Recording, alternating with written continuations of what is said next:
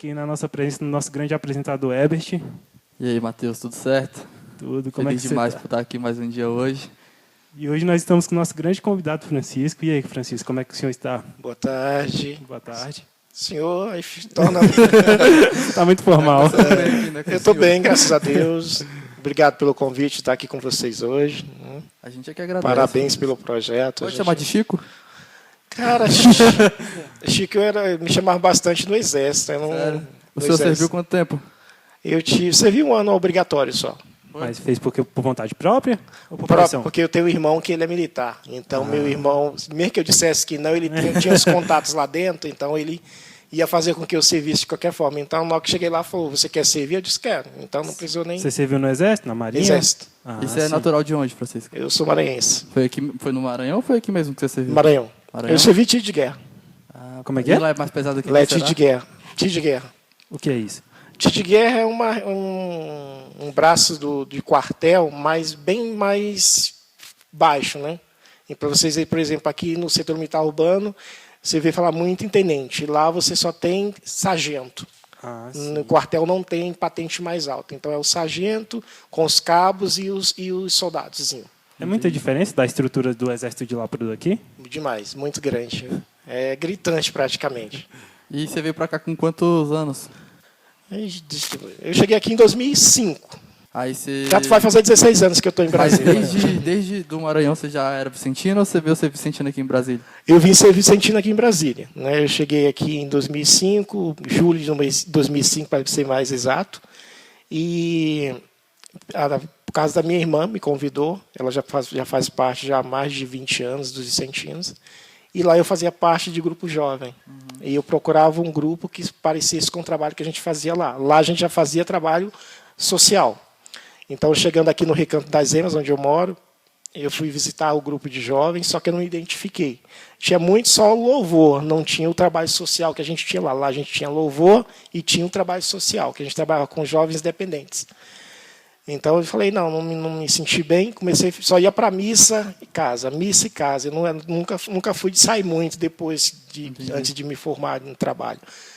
E aí minha irmã me falou, você não quer ir conhecer os vicentinos? Aí eu falei, eu só via que ia para a reunião, a amiga dela, ela e outra senhora já são de idade. Eu falei, não dá para mim não, já são senhoras, eu quero um grupo mais jovem. Ela falou, não, vai conhecer. Eu fui conhecer e estou lá até hoje. E você está com quanto tempo de vicentino? Vou fazer 16 anos de proclamado. 16 anos. 17 de agosto de 2005 que eu fui proclamado. Tempo pra caramba, né?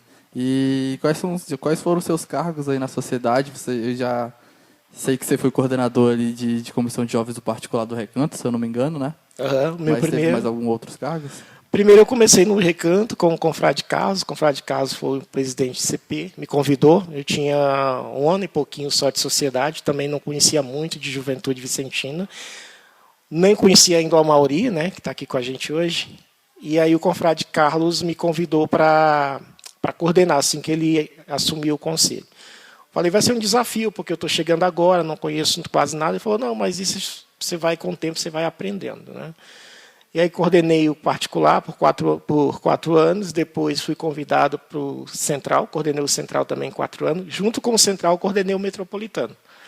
Foi uma ideia que eu coordenei 2 comissões ao mesmo tempo, né? Porque a coordenadora do Metropolitano foi convidada pela Emília, que foi eleita, e aí ela precisou desistir da coordenação por causa de problemas pessoais dela, e a Emília me convidou. Então eu passei 3 anos e pouquinho coordenando tanto Central como Metropolitano.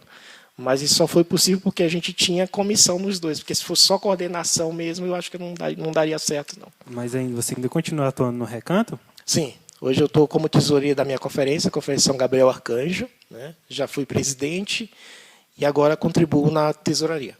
Como foi sua experiência de ser presidente? Cara, foi desafiador. Né? Acho que todo encargo, né? Na igreja, o trabalho, que você às vezes sobe de nível no seu trabalho, alguma coisa assim, tudo é desafiador. Então, quando eu fui eleito presidente de conferência, primeiro eu assustei o pessoal de certa forma, falei, vê aí quem que vocês vão votar. Se vocês me elegerem, pode ter certeza que eu não vou trabalhar sozinho, cada um vai ter uma função. Né? Então, se tem um tesoureiro, vai ter 2 tesoureiros. Eu falei logo, eu não vou deixar ninguém livre. Era uma conferência de 14 pessoas, Então tinha muita gente, né? Então no início foi desafiador, porque cada um tem um pensamento, então para você conseguir Conciliar, né? conciliar tudo isso, mas é prazeroso, porque a gente não faz pela gente, a gente faz por Deus, né? E o senhor hoje é tesoureiro, né? Você falou. Isso. Um cargo que eu não assumiria de jeito nenhum. Na verdade, eu não posso dizer de jeito nenhum, porque a gente nunca sabe o dia de amanhã, né? Mas o cargo que eu corro é tesoureiro. Inclusive, ele é tesoureiro da nossa conferência. Opa. Como é que é a experiência aí? Você está há quanto tempo já no cargo de tesoureiro da sua conferência? Tesoureiro, eu estou há 2 anos, É mais tranquilo que presidente, você acha? eu acho. Porque tesoureiro, sempre na nossa conferência, a gente teve essa experiência de ter o primeiro e o segundo tesoureiro, né? Lógico, eu como o primeiro, o caixa fica comigo.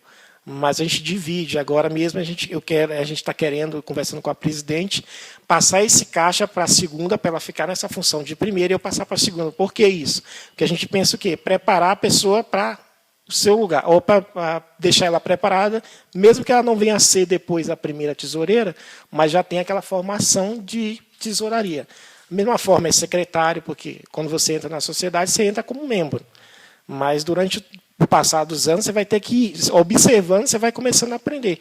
É responsabilidade? É. Como ser presidente, ser secretário, né? Como ser coordenador de comissão de jovens. Vocês estão observando.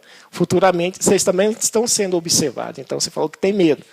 Mas não vai demorar, alguém vai te enxergar e dizer, opa, você chegou sua hora. Que eu falei, a gente nunca pode falar nunca, né? Porque não dá para não falar nunca. Nunca sabe o dia de amanhã, vai que um aparece e a gente também não pode recusar, não é isso?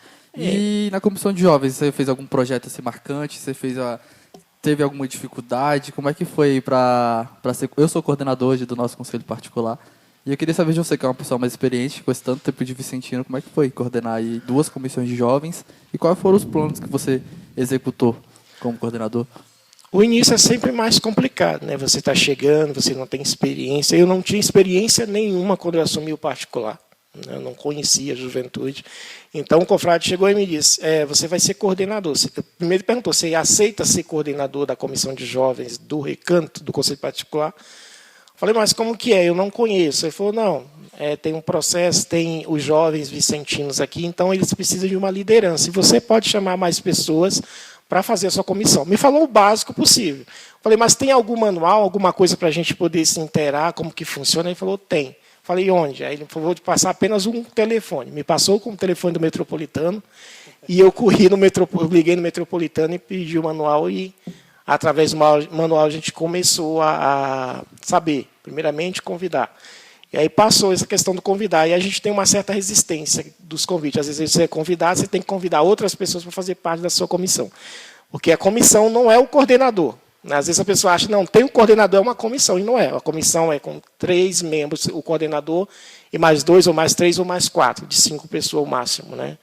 Então a gente enfrentou um certo desafio nessa questão de montagem da comissão e questão também do pensamento. Então, o choque de ideias. Então, a gente tinha a ideia da juventude e a ideia das pessoas que já têm mais idade e mais tempo de vicentino. Então, você chega lá com uma ideia, por exemplo, nunca teve um festival de música, um exemplo, no seu conselho. Aí vocês chegam aqui, opa, vamos implementar um festival de música aqui no conselho particular.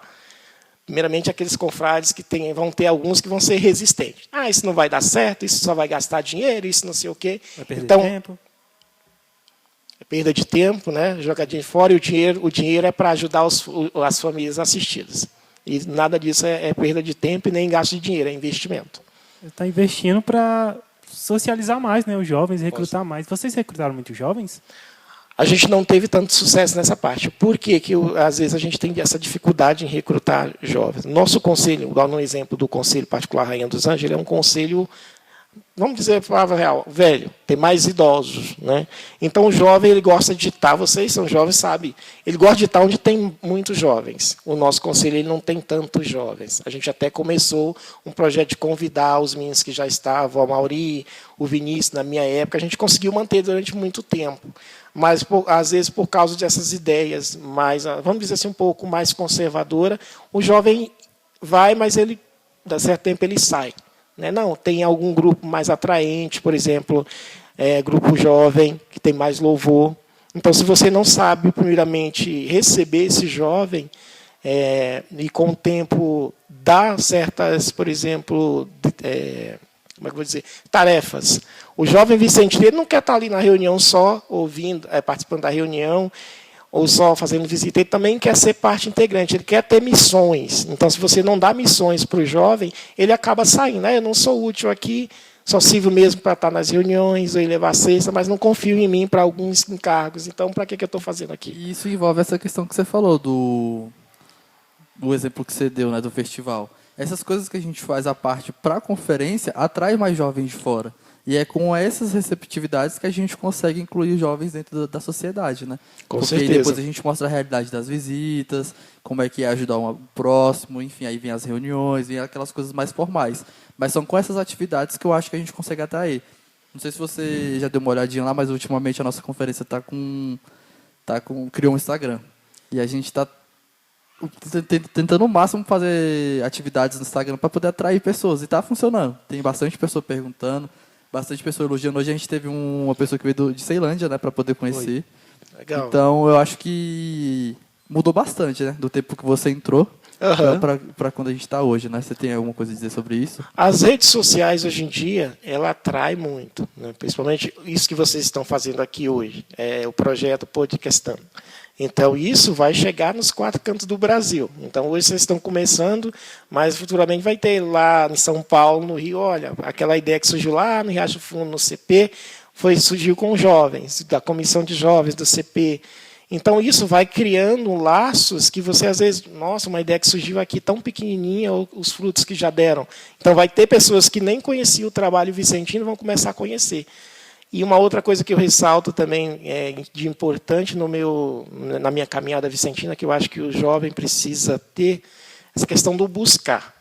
Então, quando eu fui convidado para ir para a reunião vicentina, eu não conhecia quase nada. Eu só ouvia mesmo dizer Sociedade São Vicente de Paulo. Sociedade São Vicente de Paulo. Eu nunca tinha ouvido ela falar Osanã. Aí eu chego na reunião, Sociedade São Vicente, fui muito recebido, e aí fala Osanã. Aí eu primeiramente fez aquele nó na minha cabeça. Por que Sociedade São Vicente de Paulo? E eles falam que fundou foi Osanã. E vocês sabem que numa reunião, 2, 3, você não consegue entender tudo. Eles vão te explicando o mínimo, como é que funciona, mas aí vai de você também. Se você tem interesse, você vai ter que buscar, você tem que pesquisar. Então, foi o que eu fiz também, que a gente procura, às vezes, na comissão. Olha, eu não vou te dar tudo mastigado. Eu vou te dando. Não adianta você vir aqui com muito conteúdo, que você vai deixar a pessoa, às vezes, doida. Então, vai de pouquinho, vai mostrando. A mesma coisa a questão da comissão de jovem. Então, se você pega um cara, já fala logo. Acho que eu tinha até comentado isso algumas vezes com os membros da comissão. A comissão de jovens, ela faz baile, ela faz torneio, ela faz retiro, ela faz viagens, a gente vai para cachoeira, vai para sei para onde. Eu acho que isso aí não é um bom recrutamento. Por quê? Porque qual é o principal objetivo da sociedade São Vicente de Paulo? É o trabalho social. Né? Então, se você diz, olha, lá na nossa sociedade São Vicente de Paulo, a gente tem um trabalho com as famílias carentes, em contrapartida, a gente tem atividades que envolvem a juventude, com retiros, com recreações, isso vai dar um ar para. Olha, então ali não é só a diversão, eu tenho uma parte social. Então, eu acredito que isso faz. Aquela pessoa que já tem um espírito vicentino, vai agregar isso a ela e ela vai permanecer. Sabe conciliar, no caso, né? Com certeza. A demanda de vocês aumentaram com essa pandemia? Aumentou muito, né? Muito eu mesmo. interesse em saber, Francisco, como é que é lá a atividade de vocês lá no Recanto? Porque o Recanto é muito grande, né? Bem maior do que o Riacho. Isso. Como é que vocês dividem lá? São quantas conferências? Você sabe dizer pra gente? O conselho são 10 conferências com uma CCA. São 9 conferências de adulto e uma CCA. Então, em todas as paróquias, são 3 lá, São José, São Gabriel e a São Miguel, essas 10 conferências fazem parte dessas 3 paróquias, sendo que nós temos a capela, na São Miguel, acho que são 2 capelas, né? A São Rafael e a Nossa Senhora das Graças. Né? Eu estou ali na São Gabriel, que são 2 capelas só que a gente trabalha nas quadras 100, 200 até 204. Então, são muitas pessoas, né? Inclusive a gente aqui do Riacho, lá também, direto, a secretária está ligando para a gente, olha, tem gente pedindo ajuda. Então, esse negócio do endereço para a gente é o principal. Então, na hora que chega lá, alguém precisando de ajuda, é de qual quadra? É da tal quadra. Então, é urgente? É. Então, se é urgente, a gente vai lá passa sexta, vê o que é. Se a gente consegue assistir nesse primeiro momento, a gente assiste, mas já passa para aquela quadra Então, de correspondência. são 3 capelas, são 3 igrejas? São 3 paróquias. São 3 paróquias. São José, São Gabriel capelas. e São Miguel. Isso. Ah, sim. As capelas ficam mais para baixo? Fica lá pro... A capela que faz... fica depois do Tatico, né? Isso, depois do Tatico é a São Miguel. Aí logo mais abaixo tem a São Rafael, que é a capela da São Miguel, e a São Pio. Ainda tem a São Pio, que é lá para a parte das 500, né? Então, tem mais. Tem muita demanda de sindicância, né? Tem. Que é um lugar muito grande. Eu sei que tem muitas zonas ali que são bem carentes, né? Isso. Tem umas zonas rurais ali que tem E foi como você falou, direto chega pessoas aqui do Recanto solicitando ajuda e a gente sempre, como a gente também tem uma demanda muito alta, a gente não consegue atravessar essa passarela para poder ir em um lugar que a gente nem conhece, né? Que a gente não tem muita vivência no Recanto, então a gente sempre dá um jeitinho de ligar para lá. E a orientação sempre é quando chega no seu domicílio, por exemplo, vocês estão aqui no Riacho, e a pessoa é do Recanto. Acontece muitas vezes da pessoa vir do Recanto, às vezes, esporadicamente, essa pessoa já é assistida de alguma conferência de lá, né? Acontece muito disso. Não sei se com vocês aqui acontece. Não sei se a gente... E aí, o que acontece? Às vezes, eu tenho muito contato de vicentino em Brasília. Às vezes, a pessoa, você tem contato de pessoa lá no Paranoá, lá não sei o quê. Então, a referência é o metropolitano ou algum central. Então, como é que essa pessoa, qual o endereço? Às vezes, a pessoa já é assistida. Então, olha, você vai ter que voltar. Infelizmente, aqui a gente não vai conseguir te atender. Você tem que voltar a buscar lá na sua paróquia. Mas, às vezes, mas lá eles não ajudam. Mas a gente sabe, se vocês procurarem as pessoas certas, eles vão te ajudar. E, cara, eu lembro que vocês fizeram uma vigília, eu acho que foi na sua despedida de coordenador, né? Você fez uma vigília que foi muito boa. Como é que você criou essa ideia? Foi uma ideia sua com a comissão de jovens que você tinha na época? Concluiu ela com sucesso, o seu mandato lá no Conselho Particular? O que você achou dessa vigília? Porque pra gente que participou foi bem especial, foi muito bom. Inclusive, a gente está até com uma ideia de fazer uma vigília aqui também, se baseando nessa que você fez lá. Essa ideia da vigília já foi a segunda passagem pela comissão, né? Então, a Consolação Nazaré foi mandada para a Consolação Nazaré e foi uma das nossas propostas assim que a gente começou. Olha, a gente precisa fazer uma vigília jovem. E essa ideia não foi uma coisa que não vamos fazer. Uma ideia que a gente já viu em outros conselhos, né, da região 5 e deu super certo. Então, não foi nem um ano, foi mais de um ano pensando com os meninos, né, o Tibúrcio, o Josiane e o José Cícero, que fazia parte da comissão. E aí a gente pensando, marcamos umas 3 datas, né, para tentar conciliar também com o padre Eric, que foi o padre que conduziu grande parte lá. Mas foi uma experiência boa, né, chocou algumas datas, né, a gente esperava mais gente, mas foi para início, como foi a primeira, foi muito positivo para a gente lá. E sobre a questão das visitas, vocês ficaram algum tempo parados quando a pandemia começou? E como está hoje a questão das visitas? Agora, as visitas na nossa conferência elas estão paradas. Por quê? A minha conferência ela é uma conferência que tem mais idosos, né? Então, atuantes, hoje a gente está com 4. Então, como é que está funcionando? A gente não está adentrando a casa do assistido. A gente chega até o portão, pergunta como que está, se tem alguma demanda, como é que está os demais membros da conferência. E eles também agora têm um canal, a gente tem um grupo com eles, né? Então eles também podem colocar a demanda deles lá no grupo do WhatsApp, que a gente tem mais acessibilidade, que é muito difícil, toda vez que você ir até eles têm uma acesso à necessidade mais urgente. Então você coloca lá no Zap, às vezes a gente consegue atender mais rápido esses assistidos. Vocês se adaptaram à reunião online? Não, muito pouco, né? Agora a presidente está querendo voltar agora com essas reuniões online, mas menos da metade vai conseguir participar. É bem dificultoso. É por causa que eles não estão acostumados, né? Os de mais de idade, né? Eles não estão acostumados com as redes sociais, alguns nem têm nem celular, para vocês terem uma ideia, então fica muito complicado. Caramba. Tem muito membro na conferência? A minha conferência ela é formada de 14 membros. Infelizmente, faleceu um nosso membro e a gente agora está com 14 membros. Sim. Eu vejo que você aqui ficou falando uns sobrenomes. Eu acredito que você fez muitos amigos, né? Conta um pouco aí sobre eles aí. Cara, são Você muitos. é um cara bem conhecido nos retiros, né? Todo mundo te conhece por causa da venda dos produtos vicentinos lá. É bastante conhecido. O pessoal muitos vicentinos me associa a gente aos produtos religiosos, né? Aí às vezes o pessoal me liga, você tem isso, você tem aquilo. Eu falei, olha, não é eu ter, o grupo tem. A gente tem um grupo de vicentinos, que é um outro projeto paralelo à sociedade, né? São de vicentinos. E a gente vende esses produtos para chegar até a Jornada Mundial da Juventude, um encontro internacional vicentino. Você foi na última que teve, não foi? Sim, a gente esteve na última lá no Panamá, 2019. E como que foi a sua experiência lá? Cara, cada jornada é uma experiência. Essa foi a minha 4ª edição, né? A gente começou em Madrid 2011, Nossa. sempre em grupos vicentinos, né? A gente montou esse grupozinho, surgiu em 2008 a raizinha da jornada. E aí, desde então, a gente tem participado. É um trabalho árduo, mas a gente tem participado. Quais são os países que você foi? A gente participou em 2011 em Madrid, na Espanha. 2013 a do Rio. 2016 da Polônia, lá em Cracóvia. E 2019 a gente teve no Panamá. Caramba, massa. E aí a gente vai fazendo. E a questão da comunicação, como é que é?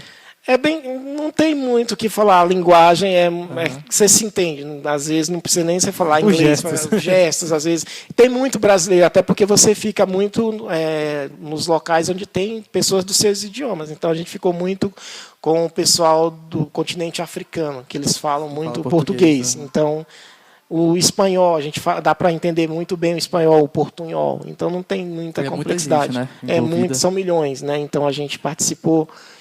A que a gente deu mais pessoas foi a do Rio. A do Rio deu quase 4 milhões de... E é quanto tempo? A jornada ela é uma semana. Né? É uma semana. Ela tem É. os eventos com o Papa, que são chamados os eventos centrais. Né?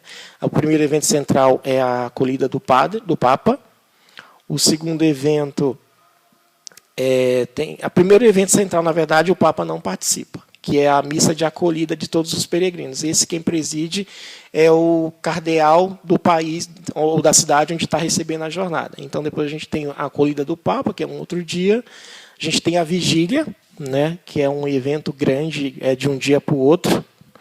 A gente tem depois a Via Sacra e, para encerrar, a missa de envio da jornada. E a questão financeira, quanto que é o custo de uma viagem dessa? Não é barato, mas é uma coisa que eu falo no custo. Primeiro, só respondendo sua pergunta, se eu tenho muitos contatos, eu acabo não respondendo. Eu tenho alguns amigos, bastante, assim, alguns não, muitos conhecidos. Amigos, a gente pode dizer que São poucos. poucos, né? Mas muito conhecidos, muitos irmãos vicentinos nos 4 cantos do Brasil, até alguns em outros países também, que a gente vai fazendo, tanto nos encontros vicentinos no Brasil e encontros vicentinos fora do Brasil. Então, você consegue montar uma rede de amizade, de contatos muito grande. E voltando à questão dos custos. Geralmente, vou dar um exemplo aí para o Panamá. Panamá, acho que a gente gastou aí por pessoa numa fase de uns R$ 9.500. É muito dinheiro. Né? Se a gente pensar que R$ 9.000, você não chega ali, vou lá no banco, saco. Não, todos nós trabalhamos assalariados, alguns jovens que não são estudantes, fazem faculdade. E como que a gente consegue esse valor para ir? Através desses objetos que a gente vende. Então, a gente trabalha. Por exemplo, nós chegamos do Panamá em 2019. A jornada foi em janeiro, no Panamá. Nós chegamos no finalzinho de janeiro, início de fevereiro. Então, no início de fevereiro, lá para o dia 15, a gente já teve reunião para dizer, porque no final da jornada o Papa já anuncia.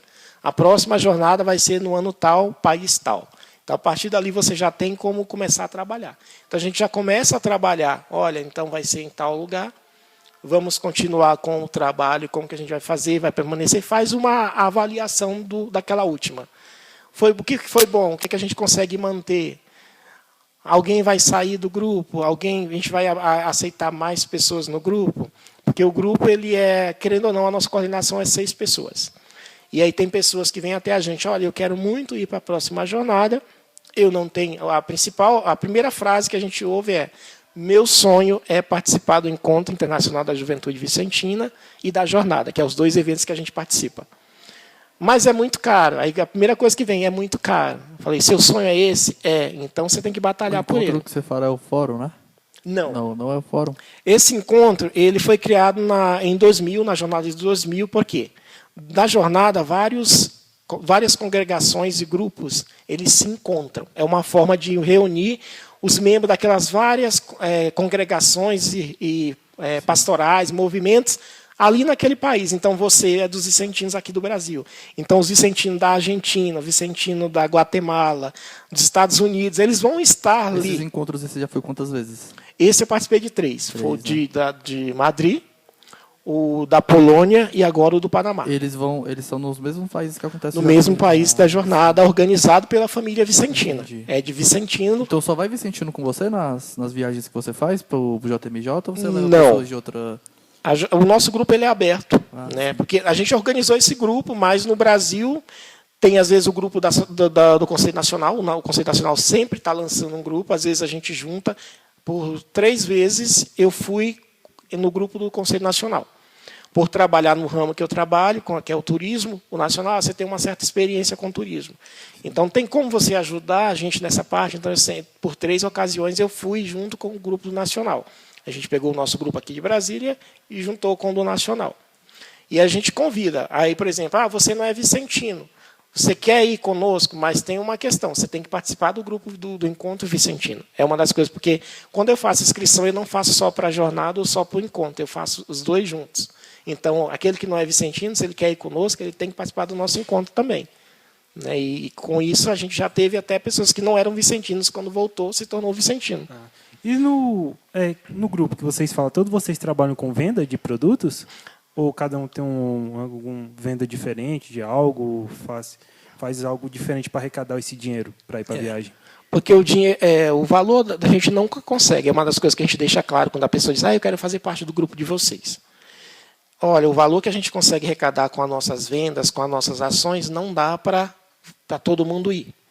Então, a gente faz os rateios no final do que deu e cada um já vai fazendo suas atividades. Então, ele é livre para você fazer sua atividade.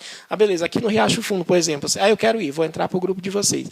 Mas aqui na minha paróquia eu tenho uma facilidade, eu tenho muitos amigos, eu tenho facilidade de vender brigadeiro. Então, você vai vender seu brigadeiro aqui e vai fazer seu pezinho de meia. Então, aquela atividade é sua. Aí, depois, o que a gente conseguiu arrecadar no grupão, a gente rateia. Então, é uma ajuda que o grupo dá, não é uma questão de dizer... Todos se ajudando, certeza, né? Todos se ajudando. Entendi. Entendeu? E qual é o próximo país?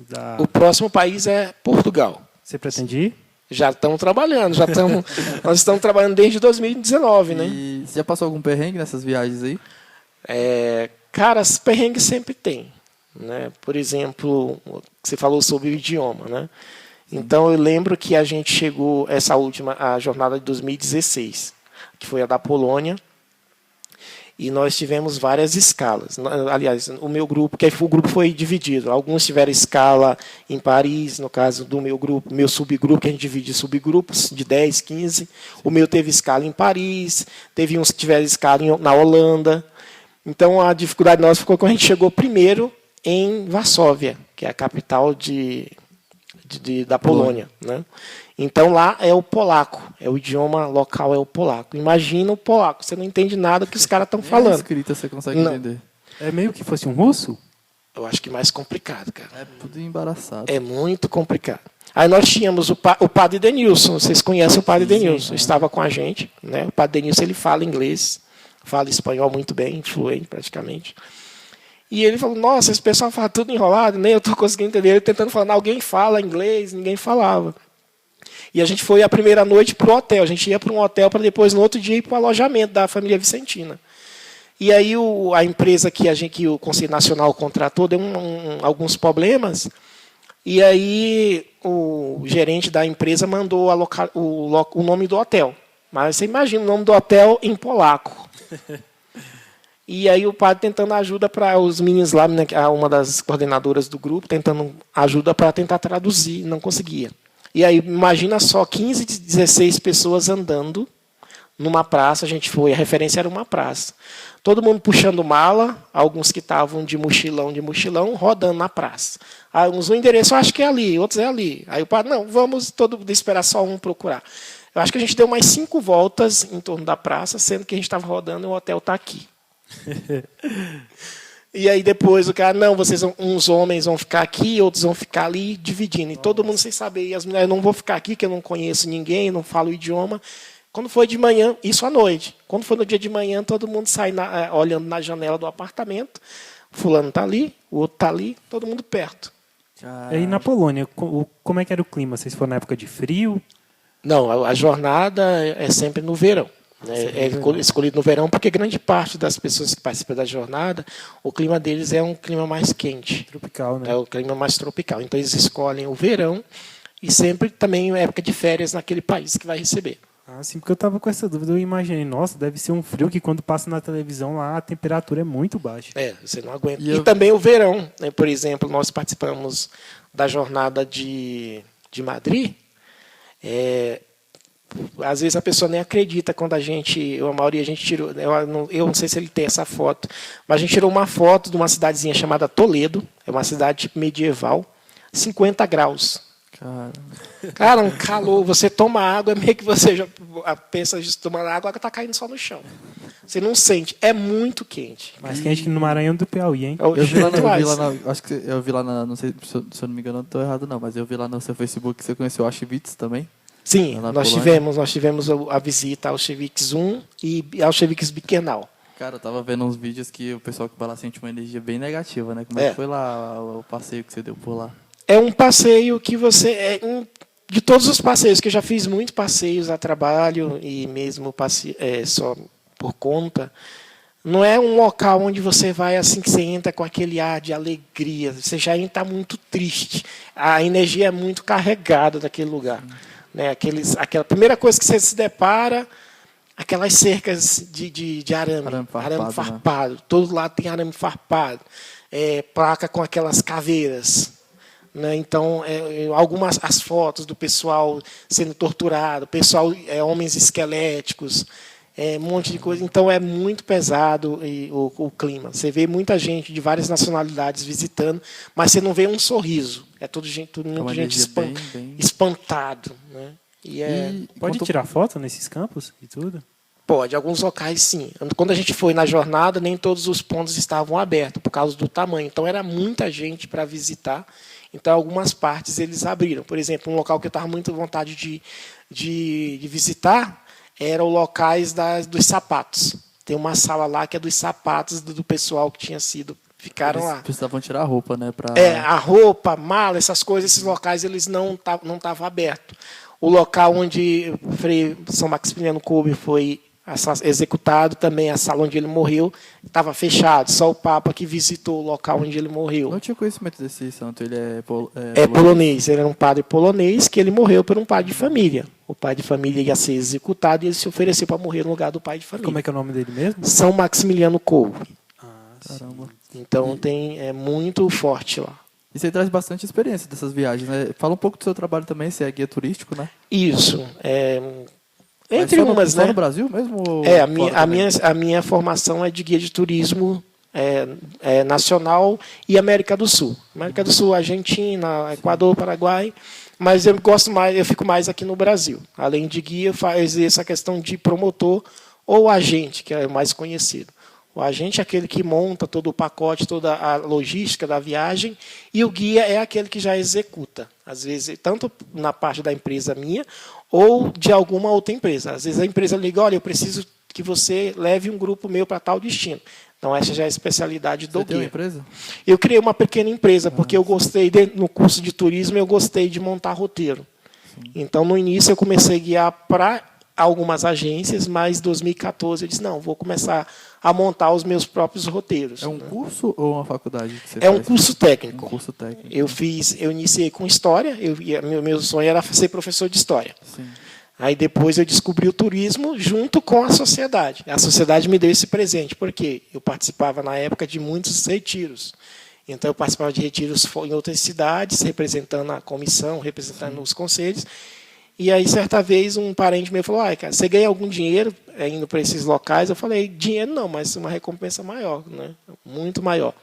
E aí eu me formei em turismo e desde então estou nessa profissão. Você trabalha mais quantas pessoas? Ou é só você? Só eu. É pequena, é uma microempresa mesmo ainda. E você já viajou para muitos estados aqui no Brasil? E fora também alguns países? Países internacional foi esse mesmo da jornada que eu mencionei. Jornada, né? Outras viagens, eu tenho até outros projetos, mas agora no momento. Mas esses internacional foram esses mesmos da jornada mundial. Mas estados já foram bastante. Estados, né? Alguns. A maioria é parte da questão da Bahia, o Sudeste aqui. Você estuda bastante antes de ir, né?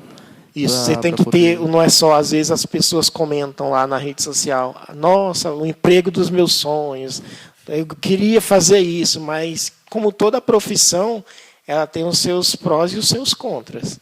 Então não é só você chegar aqui, botar 50, 60 pessoas dentro de um ônibus, reservar um hotel e vamos embora.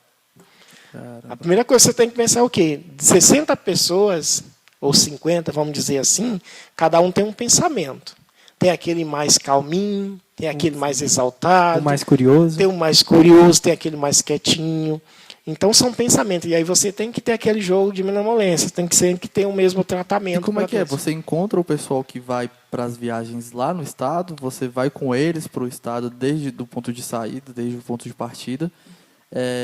E é ônibus, é avião, ou é os dois? Como é que funciona? O meu segmento, porque o guia ele tem 3 ramificações. O guia de turismo, ele tem agora eles não estão fazendo mais assim, eles chamam agora de especialização. Então, a minha especialização é guia de turismo nacional. Eu levo pessoas do DF e posso levar do entorno para outros destinos no Brasil. Chegando lá, eu tenho que contratar. Seria assim, se funcionasse, na verdade, como manda a lei, a agência teria que contratar um guia local. Esse guia ele tem essa especialização de fazer as visitas nos pontos, porque eu não tenho esse conhecimento total. Por exemplo, eu sei por cima a história do destino que eu estou indo levando as pessoas. Eu sou obrigado a estudar. Por exemplo, quantos mil habitantes, como que está o clima, aquela questão de estão os pontos turísticos que a gente vai visitar, eu tenho que passar isso para os clientes na hora do embarque, seja de ônibus, seja de avião. Nunca pensou em se formar em geografia, não? Não, eu acho que é uma área que não daria muito certo para mim, não. Mas a sua vontade de ser professor acabou mesmo? Cara, foi curioso como a ideia disso. Eu cheguei em Brasília, né, eu vim do Maranhão com esse propósito de fazer faculdade. Eu fiz 3 concursos, 3 vestibulares para História e passei nos 3. Só não consegui entrar porque era tudo particular e eu não estava nem trabalhando. E aí, quando eu consegui, fiz curso pré-vestibular, depois consegui emprego, aí sim eu entrei numa faculdade particular, fiz 3 semestres de História. E aí eu lembro que saiu no Correio Brasiliense uma notícia de um aluno agredindo um professor. E aí eu me conheço, eu falei, isso não dará certo para mim. Se eu me formar como professor, por mais calmo que eu seja, eu não vou aceitar uma coisa dessa. Então, desrespeito, né? Um desrespeito desse, então não está para mim. Aí eu parti para outras questões. Fui ser auxiliar, saída do ramo, tranquei a faculdade de História, né, por um tempo, até meus pais e minha irmã não gostou. Tranquei para decidir. Aí foi onde surgiu a questão do turismo. Você há muito tempo com essa profissão de turista, de guia turístico? Desde 2010. 2010 foi o ano que eu me formei. Eu comecei o curso no final de 2008, final de 2009 eu me formei. E essas excursões podem ser feitas tanto de avião quanto de ônibus? Pode. Hoje em dia, o pessoal tem muito... o público porque ele não gosta de viajar de avião. E já tem público que ele não gosta de viajar de ônibus. Então, você tem essa questão. Muita gente, quando a gente monta, porque eu monto também, às vezes, pacote que não exige a minha presença. Então, a família quer viajar, mas ela quer viajar só ela. Né? O pai, mãe, filho quer viajar. Então, a gente precisa de vocês para vocês montarem a logística para a gente e a gente vai sozinho. Então, a gente contrata todos os serviços e eles vão. Ah, sim. E qual estado e país que você tem vontade de conhecer ainda? Que eu não conheci o Paraná, Foz do Iguaçu. No Brasil, Foz do Iguaçu me fascina. As cataratas do Iguaçu. Já foi para o Rio Grande do Sul? Não, esses locais aí eu não fui ainda. Eu viajo mais por uma questão de Nordeste, Sudeste. Aparecida, que é o foco do turismo que eu mais atuo, é o turismo religioso. Você vai ir para Romaria esse ano? Se Deus quiser. Dia 1º a gente sai. Sério, e vai levar algumas pessoas ou só vai você dessa vez? Não, a gente estava... Nós estávamos, se tivesse tudo normal, nós iríamos em 3 ônibus. Sim. Aí, por causa da pandemia, o Conselho Nacional restringiu, né? Vai ter alguns eventos da programação, que vai ser dia 2, se eu não estou enganado, dia 2 e dia 3, e abrir algumas vagas para a área de Brasília. Então, desses 3 ônibus, eu vou conseguir ir com um e com alguns vicentinos dentro desse grupo. Mas você já conhece alguma das pessoas que vão? Sim, tem alguns vicentinos que já viajam comigo já há mais de 6 anos, então já conheço alguns que estão indo agora. Você que organiza tudo, né? Sim. Essa questão da excursão até Essa lá. questão da excursão, sim. Eles ficam mais tempo ou você só fica os 4 dias mesmo? Só os 4 dias. Geralmente a gente sai na quinta e já está chegando de volta na segunda. E aí foi mais difícil montar por causa da pandemia, né? Isso. Essa é uma viagem que a gente já está adiando ela desde 2020. Né? Então, A gente começou a programar, porque sempre as viagens você tem o quê? 6 meses, algumas viagens, no caso da Vicentina, a Romaria Nacional, é 1 ano. Então, quando você sai de lá, o Nacional já divulga a data do próximo ano. Então, você já tem aquela data, você já pode começar a conversar com o hotel para ver como é que vai ficar.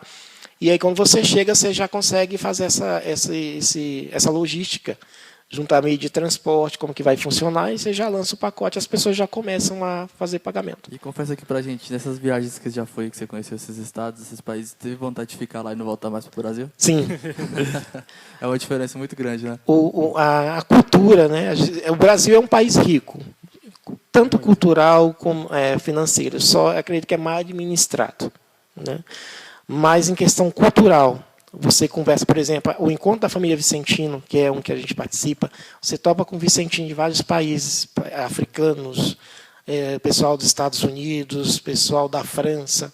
Então, a cultura, o que eu mais gostei foi Portugal, né? Também por facilitar a questão do idioma.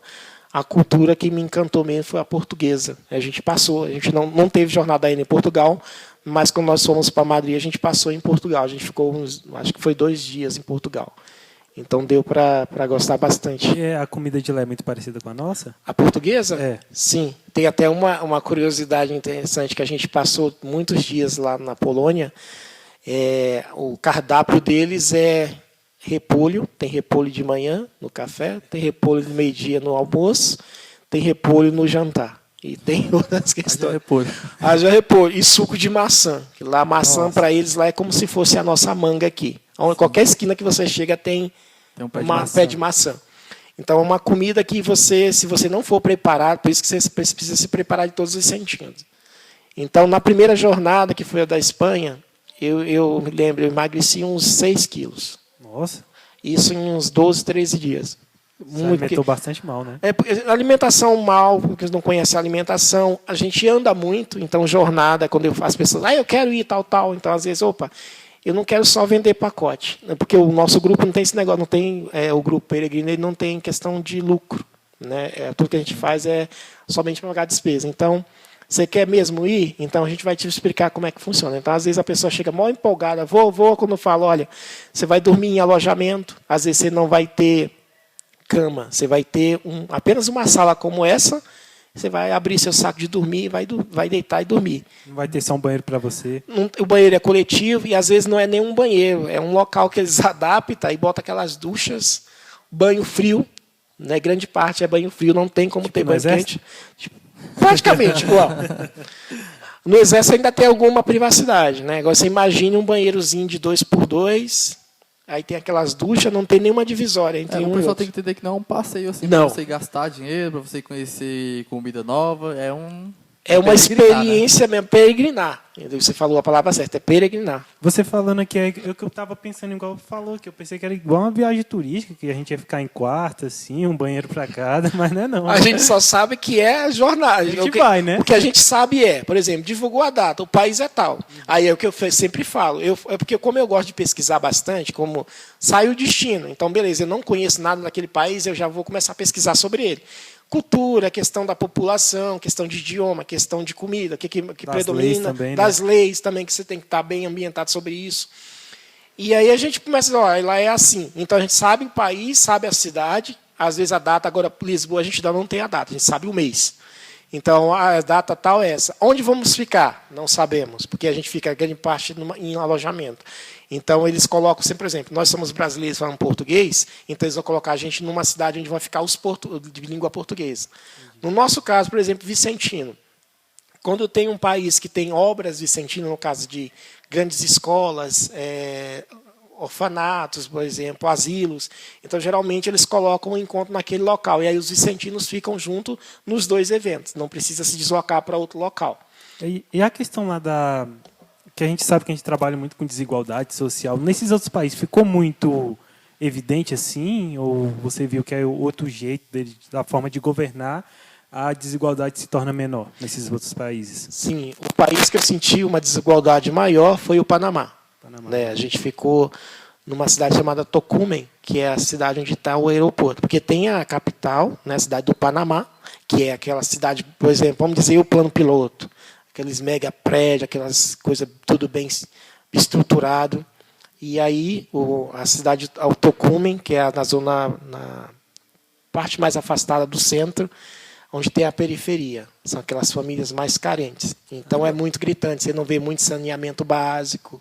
Né? Lá na Polônia também é assim?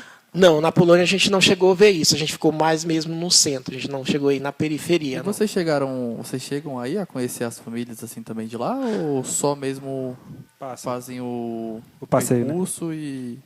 O Encontro da Família Vicentina ele tem algumas catequeses e algumas atividades. Que a gente participou de visitas. A gente teve na de Madrid, em 2011, que a gente foi visitar uma obra social, onde eles tinham, eu lembro que eles pegavam pessoas moradoras em situação de rua, eles acolhiam aquelas pessoas, a alimentação, alguns até dormiam no local. Acho que o nome do centro O Dia, na cidade de Madrid. E ele também encaminhava essas pessoas para o emprego. Então, aquelas pessoas que eles viam que tinha aquela questão de documentação que eles conseguiam tirar, saber a ficha da pessoa, conseguiam buscar, né, aquela pessoa, por exemplo, não só pessoas do próprio país, tem muitos imigrantes. Então, eles conseguiam, junto à justiça, descobrir no país daquela pessoa como que era aquela pessoa, se tinha alguma ficha criminal. Então, eles conseguiam encaminhar essa pessoa para o emprego. E aí, com essa pessoa com emprego, ela conseguia se manter depois sozinha. Então, era tipo uma casa de passagem. Mas essa questão dos imigrantes está muito forte, né, nos países europeus. Sim. A gente vê que Estados Unidos, né, é onde o povo, principalmente o pessoal da Guatemala, do México, então o pessoal vai muito procurando condições melhores de vida naquele país, né? E a gente vê que o americano, vamos dizer, as autoridades americanas não pensam, não, já temos aqui, são poucos que ficam, né? E aí a gente vê esse sofrimento dessas pessoas. Na França também está acontecendo muito isso, né? A gente vê relatos de crianças morrendo, afogada por causa que tenta atravessar o mar, né, para chegar nos países, mas acabam morrendo. Eu tinha visto essa questão da migração e eu vi que agora está até também sobre os Estados Unidos, que a vice-presidente anunciou um investimento, não lembro agora qual país, mas segundo ele só vai diminuir essa questão da migração para os Estados Unidos se houver um investimento nesses países. Porque não adianta nada eles recolherem e continuar. Então, toda vez que alguém vou entrar nos Estados Unidos, conseguir, imagine só, o país inteiro vai querer ir para os Estados Unidos. Sim. E aí, como é que eles vão conseguir dar conta para políticas públicas para essa população que está chegando? E precisar existir emprego, escola para essas pessoas. Então, se não houver uma mobilização não só dos Estados Unidos, mas dos países da União Europeia, vamos dizer que é a mais rica do nosso planeta, de investimento nesses países africanos, esses países latino-americanos, então não vai resolver. E Francisco, falando de um assunto mais delicado, nessas viagens que você fez, tanto aqui no Brasil quanto fora, teve alguma dificuldade em relação à questão de preconceito, à questão de... até mesmo essa questão de desigualdade, de tratar alguém mal por ser de outro país ou por ser de outro estado? Você que não falo somente com você, mas com as pessoas que você leva também, porque, querendo ou não, você toma de conta dessas pessoas, né? Sim. Eu me recordo de um caso de Portugal, de um taxista só, que tratou assim um pouco ruim um dos membros do grupo, né, que a gente pegou táxi junto. E, lógico, teve uma parte do brasileiro que também procurou, porque a gente pegou, foi até curioso, a gente pegou um táxi no aeroporto de Portugal, de Lisboa, e o taxista tinha um táxi que era um Porsche. Você já viu algum taxista no Brasil com Porsche? Eu ia até te perguntar agora. No máximo Voyage. Então, o taxista, o carro era um taxista. E o cara, eu acho que ele era fissurado em carros, né? Eu acho que na hora que ele entrou no carro, ele viu aquele Porsche com painel de madeira do cara. Era um painel brilhante. O cara ficou doido. Aí começou a procurar. Eu acho que o português ele não tem muita paciência, né? Ele te trata super bem, mas ele não é de ter muita paciência. Eu acho que se estressou de tal forma o taxista que ele foi muito áspero com essa pessoa. E eu lembro que a gente estava com um padre também no carro e o padre deu na mesma moeda. Bem educado, mas respondeu. Mas nos outros países, outras pessoas, a gente tem, quando a gente vai, tem sempre o lado positivo e o lado negativo da jornada. O que é o lado negativo? Pensa só, a Igreja Católica, ela é muito perseguida. Sim. Né? Então, a gente vê toda a jornada, as manifestações, principalmente algumas categorias, né, da sociedade que não é católica. Eles fazem, sabe que o Papa vai estar presente, que a mídia vai estar com foco naquele país, então há várias manifestações, e às vezes muito truculentas, né? Então a gente vê muito isso. Mas questão de preconceito mesmo comigo... E no Rio, como é que foi? Porque no Rio eu vi que foi tomado, né, de gente. Sim, cara, Muita a logística... Aí foi uma... Por exemplo, a gente pensou Rio. Primeiro eu pensei, quero muito participar do Encontro da Família Vicentina no Rio. No Rio não, foi em BH, na Cidade dos Meninos. Acho que vocês já ouviram falar, porque a Thalita falou aqui, eu estava vendo a entrevista, ela falou sobre o local. Então o encontro foi na Cidade dos Meninos, em BH, e de lá a caravana foi para o Rio, em ônibus. Então eu supus o quê? Cara, eu quero muito ir para o Encontro da Família Vicentina, mas eu estava com um grupo da agência para a jornada. Então, se eu fosse, a logística não ia casar legal. Então, eu falei, não, eu vou abrir mão de ir para o encontro, porque eu sei que, conhecendo o Rio como eu conheço, na época de férias de julho, que não tem grandes eventos, é como é, imagine, em uma jornada com milhões de pessoas. Então, eu fui para o Rio antes do pessoal, cheguei lá 2 dias antes, para começar a logística. E aí fiz toda a logística do meu grupo, onde a gente ia ficar, peguei os kits, tudo certinho. Aí, quando eu cheguei 2 dias antes, eu já vi como é que estava a movimentação. Tínhamos o quê? Tínhamos turistas que estavam em férias, que foi em julho, e tínhamos peregrinos chegando de todos os cantos do mundo para participar da jornada. Aí eu digo, isso aqui vai ferver, então vou logo pegar os meus kits, vou ver o que a gente tem que fazer, e no dia de pegar o pessoal no aeroporto, a gente vai só pegar o pessoal no aeroporto e levar para o local onde a gente vai estar alojado. E assim a gente fez. Se eu não tivesse feito isso, ia acontecer o que aconteceu com os vicentinos. Eles passaram a noite inteira, porque eles concentraram. Por exemplo, se você tem um evento para milhões de pessoas, você não pode concentrar a logística de distribuição de kits num único local. Eles concentraram a distribuição dos kits no Sambódromo, na Sapucaí. Então, você imagina milhões de pessoas indo buscar o kit. E o kit você tem que pegar porque você tem a credencial. Então, com a credencial, você tem acesso a transporte, você tem acesso à alimentação. Sem isso, você não tem condição. Ou você pode fazer do seu próprio bolso, pagar tudo. Então, essas pessoas tudo indo para Sapucaí para pegar os kits. Então, o pessoal dos Vicentinos, quando chegou, nós ficamos no Irajá, todo mundo ficou no Irajá, portugueses, família vicentina todo no Irajá. O pessoal foi para a fila, os coordenadores só voltaram na madrugada do outro dia. O alojamento, então, no Rio de Janeiro foi mais fácil, né? Sim, para o nosso grupo, eu até falo que a gente se prepara a gente se prepara para as piores condições. No Rio não ficar no lugar mais. Nós ficamos, eu lembro que o meu grupo ele foi dividido em 2 subgrupos. Nós ficamos na casa de uma vereadora do Rio. Sim. Ela entregou a casa, falou, olha, eu vou para o meu apartamento em Copacabana, e aí vocês ficam aqui a casa. Aí apresentou a colaboradora dela, olha, ela está à disposição de vocês. Então ficamos, acho que umas 12 pessoas, 12 vicentinos naquela casa. Caramba, como é que vocês conseguiram esse contato da vereadora? Tudo é assim, olha só a providência. Aí a gente chegou, porque toda a recepção, às vezes, é numa paróquia ou capela. Então, quando eu fui o primeiro a chegar, fui bem recebido e tal, e aí não tinha conversado. Foi o pessoal da Pascom que me recebeu, da paróquia Nossa Senhora da apresentação. E aí, conversando, ele, não, vamos te levar na casa onde você vai ficar, vai ser na casa, vocês foram privilegiados, vocês vão ficar na casa de uma vereadora daqui e tal, bem conhecida. Hoje você vai ficar num quarto suíte sozinho, a gente já foi ver, mas amanhã vai chegar uns padres, você vai ter que entregar o quarto para os padres. Beleza. Aí, resumindo, quando dá no outro dia, chega o pessoal dos vicentinos, aí está lá o pessoal da Pascom, tudo com a camiseta da sociedade. Aí falou, não, nós somos vicentinos.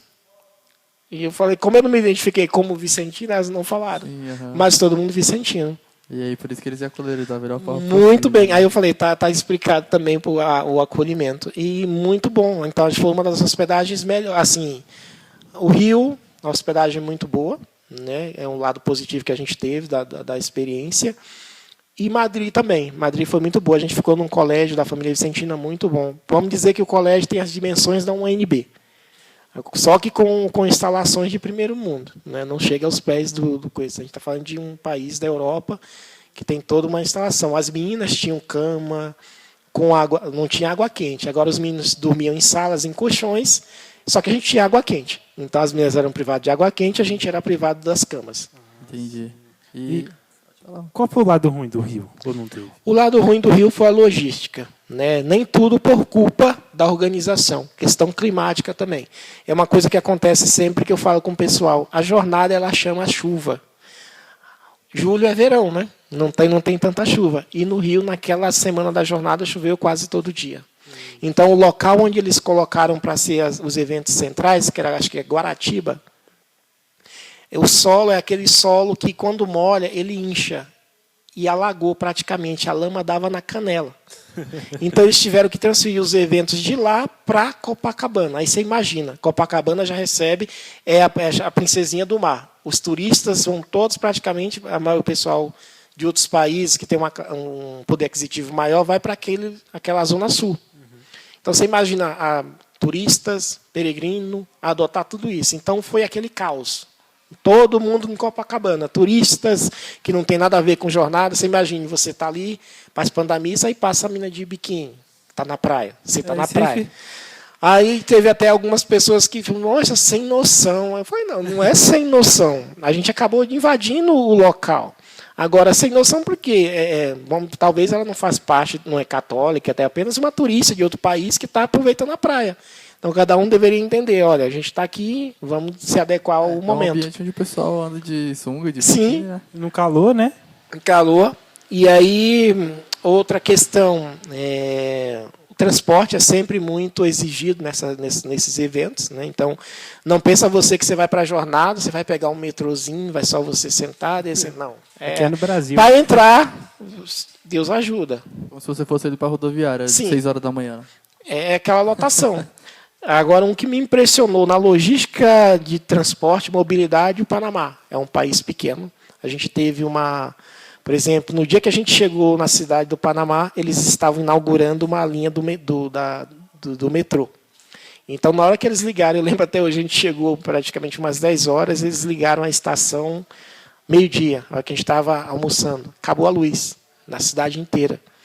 Porque eles nunca tinham testado a parte do metrô. Então, acabou a luz, porque sobrecarregou o sistema e a luz só foi voltar na tarde. Então, essa questão que sempre tem sempre isso. Não adianta você dizer, não, vai funcionar perfeitamente. Não funciona. É muita gente. Onde tem muita pessoa, né? Sempre vai dar um erro. Sim. E, fugindo desse assunto, conta pra gente como é que era o Francisquinho lá na infância. Cara, aí totalmente diferente de agora. Eu comecei a frequentar movimentos, igreja com 14 anos. Até 14 anos eu não ia para nada disso. Eu gostava do futebol, eu era viciado em futebol. Isso ainda lá no Maranhão? Isso no Maranhão. Tem as marcas até hoje, ó, se vocês olharem como é que é o meu dedo. Era goleiro? É goleiro. Ele também é goleiro. Quebrei o dedo. Então eu era muito disso. No início não gostava muito de estudo. Né? Não gostava muito de estudo. Gostava mesmo de sair da escola, jogava os livros para lá, jogar bola. Mas por ser de criação nordestina, ter pai nordestino, meu pai não aliviava. Né? Não, tem que estudar, e tinha sempre cartilha, tinha sempre uma taca assim. Você trabalhava na roça, ajudando seus pais? Meus pais lavradores, mas eu já cheguei num tempo, fui melhor do que os meus irmãos. Eu morava com minha mãe biológica, até os 8 anos de idade. Porque minha mãe e meu pai tiveram relacionamento, e nasceu eu e outro irmão. Então, quando deu com 8 anos, meu pai me levou para morar com a família dele, com a minha madrasta. Então, eu saí do interior, que morava com minha mãe com 8 anos, e fui morar na cidade com meu pai, minha madrasta e outras duas irmãs. E qual é o nome da cidade do interior? Pedreiras. Fica umas 4 horas de São Luís. Né? E aí, com 8 anos, eu fui morar. Tudo diferente. Imagine uma criança que foi criada até 8 anos com a mãe, só com a mãe e o irmão. Chega numa cidade, um local que ele não conhecia, só conhecia o pai, e o pai, por ser lavrador, passava grande parte do tempo na roça, no interior, afastado da cidade, para se acostumar. Né? E aí houve aquela rebeldia de criança. Não, você não é minha mãe, eu não quero o quê? Quero voltar para a roça, não quero estudar. Meu pai, às vezes, chegava, passava 3, 4 dias no interior, trabalhando, e eu com a minha madrasta e as irmãs na cidade estudando. Então, meu pai, às vezes, chegava à tarde, cadê? Está em casa? Não. Ele já sabia onde eu estava. Estava no campinho de futebol. Aí ia buscar. E aí, quando deu com meus 14 anos, por lá, eu tive a experiência de um amigo, muitos amigos de futebol. Um desses meus amigos se envolveu com drogas. Né? Graças a Deus, eu nunca me envolvi com drogas. E aí começou esse negócio dele, da família. Se a gente não tirar do mundo das drogas, vai morrer. E aí surge sempre. Por mais que você não esteja naquele mundo, as pessoas, não, está andando com a pessoa errada. Você vai se envolver, você vai se envolver. E aí eu, não, vou me afastar um pouquinho. Me afastei um pouquinho desse amigo e ele foi resgatado. Foi para uma instituição de recuperar das drogas. E aí quando ele voltou, que é vocês devem até conhecer, eu já ouvi falar, a Fazenda da Esperança. Ela tem no Brasil inteiro. Ela recupera jovens drogados, pessoas de vícios, dependência química. E aí, quando ele voltou, a gente começou no grupo de jovens. E aí eu comecei a participar. E aí, de lá para cá, não sai mais. E o que aconteceu com o seu amigo? Você mantém contato com ele ainda? Infelizmente, hoje ele não está mais entre nós. Né? Ele faleceu. Eu acho que é um caminho que leva, né? Essa questão de droga. Ele teve várias oportunidades, até se recuperou do vício em si, ele se recuperou, mas acabou com aquele pensamento do mundo das drogas, de sempre. Tinha um temperamento explosivo, né? Então ele veio a falecer. Mas deixou um legado que até hoje eu tenho contato com os amigos lá do Maranhão que continuam o trabalho de ajuda a esses dependentes. Marcou, né? Sim. Então o trabalho social começou com eles lá. Ah, sim, então você já fez esse trabalho. Sim. A minha mãe também fazia esse trabalho. Ela já teve até uma empresa própria, uma comunidade terapêutica, né? Para recuperar. Meu pai ele tem esse problema também com álcool. E eu acho também um trabalho muito legal. Sim. Né? Eu acho que até os vicentinos poderiam mais trabalhar esse lado também. Por mais que tenha esses grupos, né? Tem o AA, tem esses grupos, mas acho que a gente poderia também...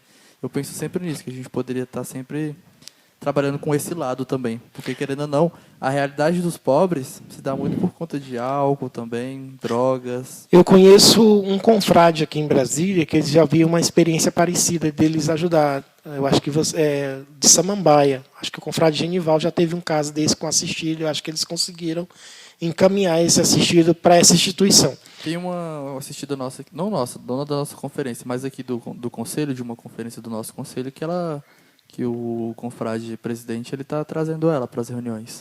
E eu achei muito legal, porque é a primeira vez que eu vejo, né, assim, no nosso meio, a gente dando essa oportunidade para essas pessoas, porque, querendo ou não, o número é muito grande. Sim. Né? Eu já estudei um pouco sobre isso e vejo que o número de pessoas viciadas é muito grande. E a gente faz nossas campanhas na rua, Sim. o que mais a gente vê é isso. Né? A gente teve uma vez, tem até uma experiência, a gente foi ali na Praça do Relógio, entregar, acho que você estava nesse dia, a gente foi entregar cobertores, né, e agasalhos, inclusive a gente está no meio dessa campanha agora, campanha do agasalho, e aí a gente foi entregar lá na Praça do Relógio, né, que é um lugar ali onde concentra muitos moradores de rua, e a gente viu uma pessoa muito nova, um jovem bem novo mesmo, acho que ele tinha em média dos seus 16 anos, se eu não me engano. Eu tava. Não era? E aí a gente perguntou o que ele estava fazendo na rua. E aí ele falou que era viciado e que, em vez de dar essa infelicidade à mãe dele, não tá dando orgulho para ela, ele preferia ficar na rua. Que assim ele não dava esse trabalho todo para ela. Então a gente vê que a quantidade de jovens se perdendo por esse caminho é muito grande, né? Sim. E às vezes a gente tem, eu falo isso porque eu também, há algum tempo, eu ajudei a conferência. Tem uma conferência aqui em Brasília, a Conferência da Catedral, que eles trabalham muito com o pessoal em situação de rua. Inclusive, eles também estão com essa campanha do agasalho. Grande parte do número dos membros eles moram na Candangolândia. Então, eles têm esse trabalho também com o povo em situação de rua. O Metropolitano abre as portas também, muitos eventos com essa conferência no Metropolitano, que abre as portas. No mandato passado, antes da pandemia, iníciozinho da pandemia, tinha os eventos, né, de jantar, um tempo para que eles iam para tomar banho, para cortar cabelo, trocar roupa, conseguiam roupas. Então, há esse preconceito muito grande, querendo ou não, você quando se depara com o pessoal em situação de rua, às vezes você não conhece a história, o que levou aquela pessoa a estar na rua. Se vocês não conversassem com o rapaz, vocês não iam saber sempre tem um por quê. motivo. Tem sempre um motivo forte. Você encontra, eu já me deparei com senhores idosos em situação de rua, você diz, nossa, de rua. Aí você vai conversar com o cara tem doutorado. Sim. Né? Tem cara que era professor, exemplo disso lá no Senac, quando eu fazia. Todas as vezes eu passava em frente ao Santuário Dom Bosco e eu via um senhor de cabelo branco, barba branca, puxando um carrinho com um bocado de coisa. E uma vez um amigo meu, que é de curso, ele gostava de falar muito. Ele falou, nossa, Francisco, eu vou perguntar, não dá estranho. E o cara, você vê, de rua, e ele lendo um livro. Ele fora da barraquinha dele, lendo um livro. Aí esse meu amigo também curioso, não, vou perguntar, tal, não sei o quê. Ele sempre estava perto do Senac, perguntou. Aí descobriu. O senhor argentino, tinha vindo para o Brasil há mais de 30 anos, teve uma desilusão no país dele lá, que ele disse que não ia entrar no assunto, mas teve uma desilusão, veio para o Brasil e morava na rua. Então, às vezes, você não sabe a história, há esse preconceito, às vezes precisa de uma pessoa para te ajudar, às vezes eles nem querem não querem sair da rua. Tem pessoas que eles não querem mesmo sair da rua. E tem já pessoas que querem sair da rua. Mas eu percebo que a gente tem que parar com aquela visão de pensar que a pessoa está ali porque ela não quer arrumar um emprego, porque ela não quer estudar, mas às vezes é falta de oportunidade mesmo. Sim. E é doença, o vício é uma doença, né? E a gente não... Muitas vezes a pessoa não tem um auxílio, não tem uma base para poder apoiar ela, não tem uma condição financeira que possa ser internada, e isso dificulta bastante. Por isso que eu falo, que eu estava comentando agora há pouco, é bom a gente olhar um pouco para esse lado, porque são muitas pessoas. E se a gente for olhar para os nossos assistidos, tem alguns que têm esse problema de vício. Pelo menos um filho dentro da casa, um neto, sempre vai ter alguém que vai ter essa dificuldade com o álcool, com a droga. Não é? Então, é uma coisa que vem dominando aí as ruas. Né? E aí onde está a importância de você procurar essas parcerias, ou pessoas, por mais que não seja parceria, pessoas que já conhecem um pouco, porque não é fácil você conversar com um dependente. Às vezes ele está ali irredutível. Não adianta você querer conversar com um dependente quando ele está ali no uso, acabou de usar, está naquela explosão, você querer conversar, você não vai conseguir. Senão quando ele está na abstinência, né? Na abstinência é o pior, assim, às vezes, na época que eu acompanhei pela fazenda, que eles têm, então eles têm um período chamado de transição. A pessoa passa um ano internado, que é o trabalho lá, essas comunidades, ela não tem questão do remédio. O trabalho de recuperação dele é o trabalho na roça, às vezes cultivando alguma coisa, e a oração. A Fazenda da Esperança é esse trabalho. Planta, por exemplo, lá do Maranhão, de Coroatá, eles tinham cultivo de acerola, né, eles produziam acerola e faziam uma polpa. A de São Paulo, eles têm questão de criação lá em Guaratinguetá. Inclusive, se vocês forem para Aparecida, ela fica muito pertinho de Aparecida. De vez em quando eu levo o grupo para visitar. É uma forma também de ajudar o turismo. Exatamente. Ajuda eles porque compra os produtos deles lá, motiva, porque quem conta a história da fazenda, os próprios que estão lá dentro, tem deles que aqueles que já se sentem melhor, contam a história de vida deles, o porquê que fizeram eles chegar até ali, porquê que eles estão ali. Tem pessoas que, por exemplo, o cara cometeu um crime, incidente. Ou ele ia para a fazenda se recuperar, ou ele ia para a prisão. Então, a fazenda faz esse trabalho também. Então, teve uma situação que o rapaz falou, olha, ou eu ia para a prisão onde eu ia ser morto, porque não era a minha primeira vez na prisão, já estava marcado, ou então eu vinha para cá me recuperar. Então, eu preferi vir para cá, dar uma certa alegria para minha mãe. A fazenda reabilita as pessoas de volta, Sim, né? Ela é grande sucesso nessa questão. É uma das instituições que eu vi até hoje que tem um resultado positivo na vida de muitos ex-dependentes. São vários estados, né, que você falou? Sim, ela tem no Brasil e em várias partes do mundo. Se vocês pesquisarem depois, em 2007, o Papa Bento XVI veio no Brasil e ele foi visitar a fazenda de Guaratinguetá. Em 2017, Bento XVI visitou, porque um dos presidentes da fazenda, ele é um frei alemão, Frei Hans. Então, quem criou a fazenda foi o Nelson, que fez amizade na época. É uma história muito bonita, não vai dar para me falar aqui, mas depois, se vocês tiverem interesse, pesquisa. Sim. Ele passava todos os dias na esquina da cidade de Guaratinguetá e ele topava na esquina usuários de droga. Então, certa vez, ele parou e perguntou se os caras faziam aquelas pulseirinhas artesanal, né, e usando droga. Então, ele perguntou, se enturmou crendo. Com a desculpa, eu quero comprar uma pulseirinha, comprar e aprender.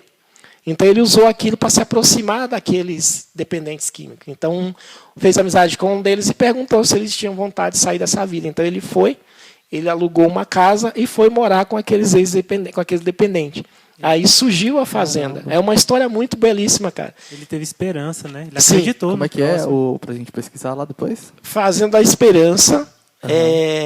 só para colocar, Fazenda da Esperança, você vai, já vai ter essa vou te história. mandar. Aí, geralmente, no site tem a história de como surgiu a Fazenda, tem fotos, ele andava numa bicicleta, tem uma foto legal da bicicleta dele, mostra a história. Nossa, Isso do Frei, né? Não, do Nelson Giovanelli. Nelson Giovanelli foi o que começou. Frei O Frei já estava em São Paulo, no Guaratinguetá, foi um dos que ajudou ele no início. Porque você procurava o Frei para falar, para se aconselhar, então o Frei entrou nesse projeto com ele. Porque o Frei alemão, o Frei conseguiu recursos para ajudar a fundar a primeira. Então, as fazendas, elas são doações de grandes empresários. Então, grandes empresários, eu tenho uma fazenda ali, eu vou doar para a fazenda montar uma fazenda, um centro feminino, um centro masculino. Então, tudo é doação. Então, depois que você viu essa dificuldade do seu amigo, aí você continuou... Sim. Aí, depois que ele colocou, todo mundo mobilizou a juventude do grupo, a gente começou. E antes também a gente era só, por exemplo, louvor e retiro. Vamos fazer uma excursãozinha, tal. E ele falou, não, precisamos ajudar. Então, a gente começou a fazer algumas... Porque o pessoal que queria levar os filhos para se recuperar não tem condição. Então, um dos requisitos para você levar alguém, ele não vai pagar nada durante o tempo que ele vai ficar, mas ele tem que chegar lá com todos os exames feitos, tratamento dentário sem ter cárie nenhuma, tem todos os requisitos para entrar.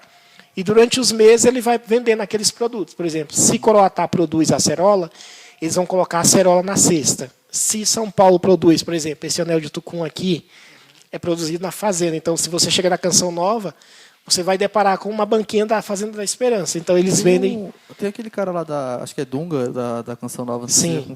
Ele tinha um problema, né? Que ele tem até aquele... Ele tinha um problema com drogas, que ele tem até aquele... Acho que é PH, não sei se PHN. Isso. Só por hoje Só por não. hoje não. Que tem até a música. É muito bom. É um evento grandioso, cara. Vocês precisam conhecer. Mais de 100 mil pessoas na Canção Nova. A minha mãe foi, né? na viagem que teve lá para Aparecida para poder conhecer lá a pregação dele. Ele tem esse testemunho muito grande. Então, a Canção Nova dá essa abertura também para a Fazenda. Então, o pessoal da Fazenda está sempre na Canção Nova. Você já foi lá na Canção Nova? Já conheceu? E, cara, demais. Eu já perdi as contas de quantas vezes eu tive na Canção. Ali em Aparecida, Sim, é um dos passeios que já está no... Não, na hora que você falar Aparecida, Canção Nova já está... Você já separa lá na agenda. Já para a gente dar uma passadinha na Canção Nova. Eventos em si eu já fiquei em algumas vezes. Por exemplo, PHN, já teve anos que eu fui com o grupo, a gente ficou não dentro da Canção Nova, porque a Canção Nova, às vezes a pessoa acha que a Canção Nova é uma cidade. Ela é uma comunidade dentro da cidade de Cachoeira Paulista, né? É uma mini cidade. Lá tem de tudo que você precisar, tem dentro da chácara da Canção Nova. Perfeito. E então na sua juventude você estudou, você formou, e aí passou a trabalhar muito cedo? Eu comecei a trabalhar muito cedo, porque com 9, 10 anos, meu pai sempre foi de pegar os filhos, colocar os filhos para estudar. Nós somos, ao todo, 12 irmãos, uma família muito grande. Então, meu pai, mesmo na roça, não tendo educação, ele falou, não, meus filhos todos... Ele teve um pensamento avançado, né, fora do seu tempo.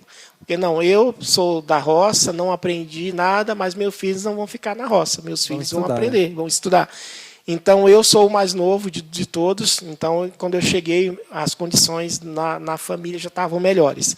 Mas meu pai sempre na roça e me levou para a cidade para estudar. Mas sempre ele falava, não vai ficar, por exemplo, nas férias você vai para a roça comigo.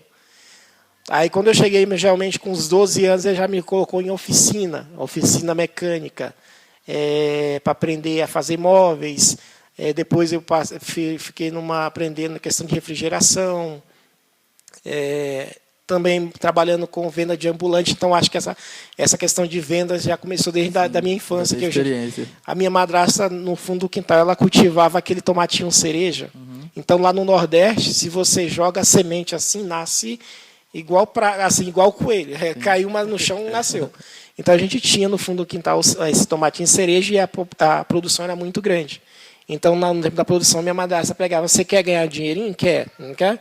Que eu sempre gostei de ganhar o meu dinheirinho. Eu nunca gostei de ter, assim, exigir. Meu pai me dá isso, não. Eu sempre gostei de trabalhar e ganhar o meu.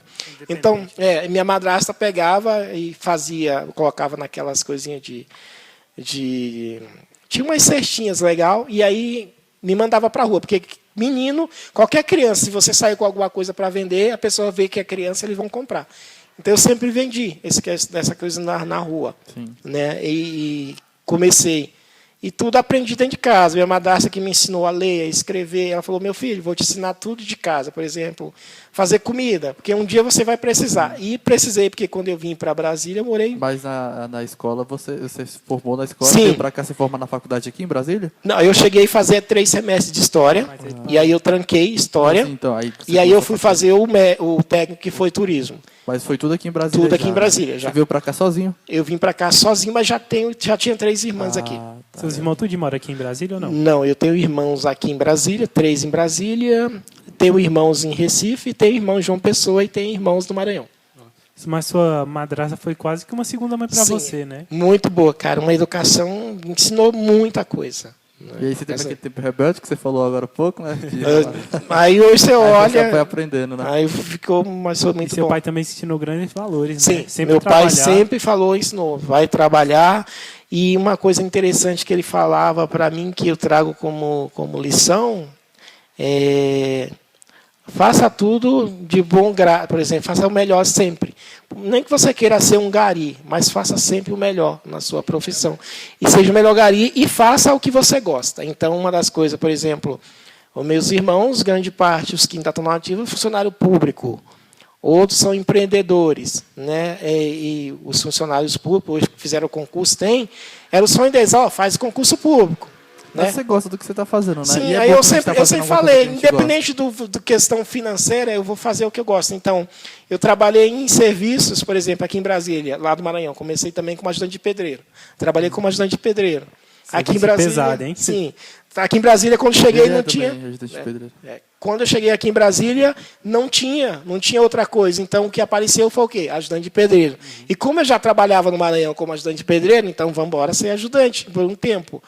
Depois, pizzaria, auxiliar de pizzaiolo. Aí todo mundo, nossa, emprego dos sonhos. Depois eu trabalhei numa empresa de refrigerante. Caramba. Não sei o quê. Aí Já depois... trabalhou muito, hein? Sim, então, cara, aí assim, às vezes a pessoa diz assim, beleza, hoje você está... Mas se precisar fazer, igual eu falo, eu tenho um cunhado que ele por exemplo, às vezes a gente precisa fazer alguma reforma lá onde a gente mora. Para que contratar ajudante de pedreiro se eu sei fazer, se eu sei ajudar? Então, às vezes a pessoa precisa dizer, não, porque eu hoje estou numa condição de trabalho melhor, que eu não vou deixar, não vou mais fazer isso, porque... Não. Mas como é que tá as viagens? A questão aí, de turismo está poder... muito crítico, né? Para você ter uma ideia, já vai fazer uns 7 meses que eu fiz a minha última viagem de trabalho. E como é que você está se sustentando nesse período aí difícil, sem a questão da profissão que você não está exercendo? É uma questão de você ter sempre, por exemplo, o turismo é um mercado que às vezes você tem a alta e a baixa temporada. Então, na alta temporada, você precisa guardar. A sua empresa ela é física? Sim, é jurídica. É pequena, mas é jurídica. Então, tem imposto. Né? E, graças a Deus, o turismo ele não parou de tudo. Então, tem, por exemplo, Caldas Novas. Caldas Novas fica entre fecha e abre, fecha e abre. Pirinópolis, né? Pirinópolis, alguns. Então, tem pessoas que eles ainda adquirem pacotes. Então, eu não consigo sair com grupos meus, mas eu tenho agências que saem. Então, eu tenho clientes que querem ir e eu mando com essas empresas. Entendi. Então, de certa forma, dá para ir vivendo. Você não tem outros agentes que trabalham com você, não? Não, sua empresa, a princípio eu concentrei só em mim. É no Recanto mesmo? É, na minha própria residência mesmo. Fala um pouquinho sobre ela aí, onde é que fica, para o pessoal que quiser viajar. Fica na 204, eu atendo muito residência, né, na minha residência na 204. Também atendo muito em domicílio. Né? Às vezes presto, igual eu falei, por exemplo, a pessoa quer viajar, mas ela não quer pacotes, ela quer ir, ela quer assessoria. Então, eu presto também, às vezes, algumas assessorias. Eu não sei nada de pacote. Quero ir para, digamos, para Fortaleza. Você já conhece Fortaleza? Não sei nem onde fica. Então, a gente tem esse trabalho para você ver como eu também nunca fui em Fortaleza, de apresentar, mas de ter um certo estudo, de ter profissionais lá, por exemplo, em todo local tem um guia local. Então faz esse contato com esses profissionais, eles vão te dando esse retorno, esse feedback.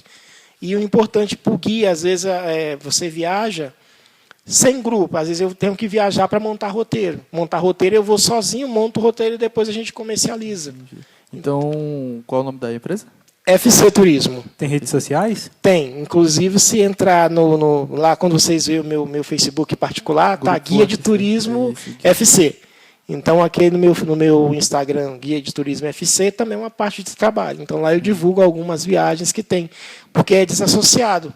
A agência é uma coisa que monta e o guia é o que acompanha.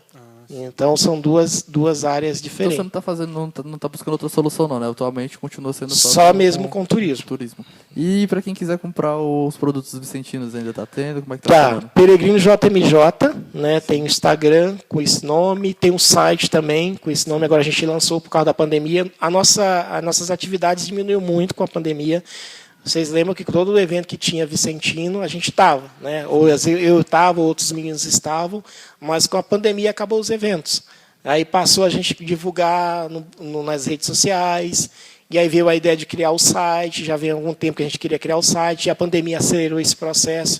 Então a gente criou o site, que é o www.peregrinojmj.com.br, e lá tem todos os produtos e tem a história do grupo. Então tem a história do grupo, tem a história da jornada, tem a história do Encontro Vicentino, que começou em 2000. Então tem muita coisa É o legal pessoal lá. lá mesmo que produz os produtos que vocês vendem? As Não, a camisetas? maioria dos nossos produtos são terceirizados. Entendi. A gente terceiriza e revende esses produtos. Tá sentindo falta dos retiros? Muito, cara. Eu digo que o vicentino que não sente falta das formações, dos retiros, né, é um bom vicentino. Faz tempo, Porque não. você aprende, até a gente mesmo, por exemplo, eu tenho um evento vicentino que foi logo, acho que 2009, que eu participei. E olha que às vezes aparece oportunidade para você, que nem você participar do evento vicentino. A gente foi convidado para o Encontro Internacional, com o Encontro Nacional da Família Vicentina, que aconteceu aqui na Chácara Marista, acho que vocês conhecem, aqui perto do Parque Leão.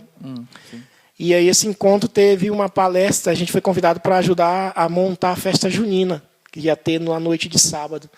E nesse dia a gente foi montar e tinha um padre chamado Pedro Opeca. Eu acho que não sei se vocês já ouviram falar. Esse é um padre vicentino. Se você perguntar para os padres aqui da medalha, Padre Pedro Opeca, eles vão dar aula para você quem é esse padre. Então esse padre é um padre argentino. Ele está radicado na África do Sul, num país da África, Madagascar. Né? Ele está em Madagascar e ele fez um projeto social que hoje ele é exemplo para o mundo inteiro. Ele foi até indicado, Padre Pedro Opeca, ao Prêmio Nobel da Paz. Qual foi o projeto? O nome do projeto é Agamazoa. Ele é, assim, resumindo, é um projeto que ele, quando ele chegou na comunidade, as pessoas moravam num lixão.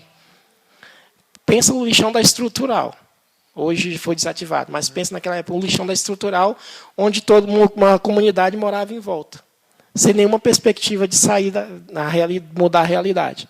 Então, esse padre, ele contando o pouco que eu acompanhei depois pesquisando, que eu me aprofundei, ele chegou naquele local e ele começou a falar de futebol. Né? Porque ele é argentino, você sabe que o argentino ele é mais fanático por futebol. Apaixonado por futebol. E aí ele começou a falar de futebol e começou a mudar a mentalidade, porque acredito, o vicentino, que ele não, primeiramente, mas não se você chega lá, você está com fome, vou te dar uma cesta hoje, amanhã eu vou te dar uma cesta, depois da manhã eu vou te dar uma cesta, mas você não pergunta, qual o seu sonho? Exatamente, muitas vezes falta isso. Né? Qual o seu sonho?